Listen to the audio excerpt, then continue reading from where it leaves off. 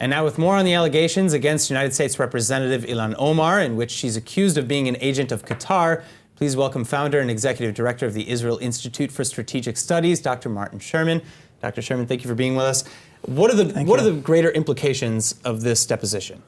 Well, if they prove to be true, it certainly throws the prohibition of allowing them to Omar to visit Israel in a different light. I'm sure that the Republicans are rubbing their hands in glee at this new piece of news. If it proves true, it's extremely serious. In fact, it might throw light on developments in another country, in the UK, because if Omar is using her position to channel sensitive information to adversarial countries like Iran, one might wonder what happens if Coburn is elected Prime Minister and has access to all British intelligence. Would he not be giving this to people like the Hamas, who he claims to be his friends? So I think as well, for that matter. Yeah, and so I think there's an interesting potential parallel between what's going on with Omar and what might go on with Coburn if he wins the election. Well, so right now we know that there have been some subpoenas that are about to come out, if they haven't already, against certain Qatari ambassadors and officials. How should Israel and Washington be reacting to this, apart from that investigation, or is that enough for now?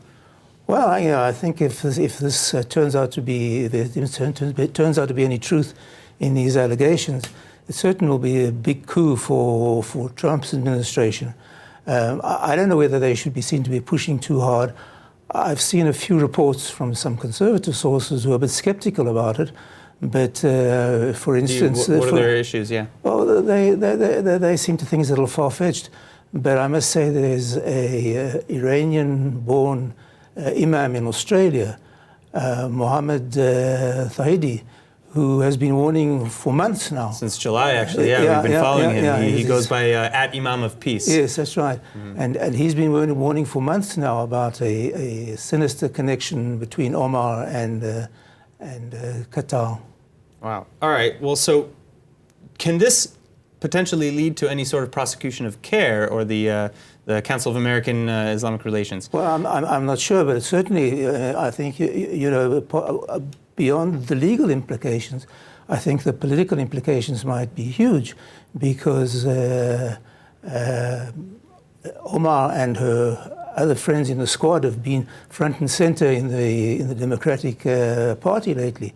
And if this is proven to be true, I think it will be a tremendous coup politically. Do you think the Democratic Party will actually do something? Because I know Senator Warren and many others have been... I don't know if they will, but I certainly think it will play out quite well in the US public for the Republicans. Wow. All right. Well, so do you think that the left will see these allegations again and maybe denounce Omar, aside from maybe her immediate surrounding and party heads like Pelosi? Do you think that other people within the Democratic Party will start to distance themselves from this? Well, if it's proved true, I think I can't imagine that they wouldn't. I mean, I can't imagine what they wouldn't, but it might be too little too late, because they've received a tremendous amount of support. And when Israel barred their entry into Israel, the whole Democratic Party, including AIPAC, by the way,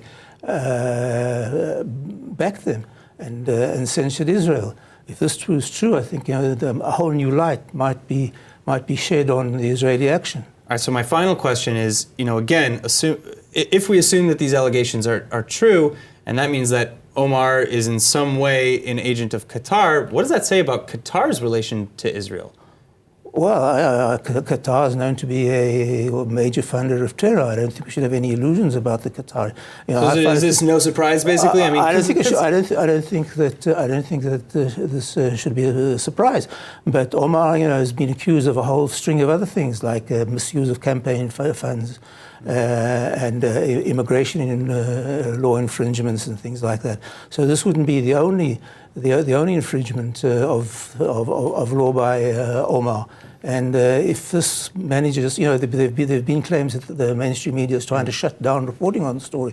But if this breaks out to be a big story, I think it will be very damaging for the Democrats. Well, Dr. Sherman, thank you for coming and joining with us on this. Thank you.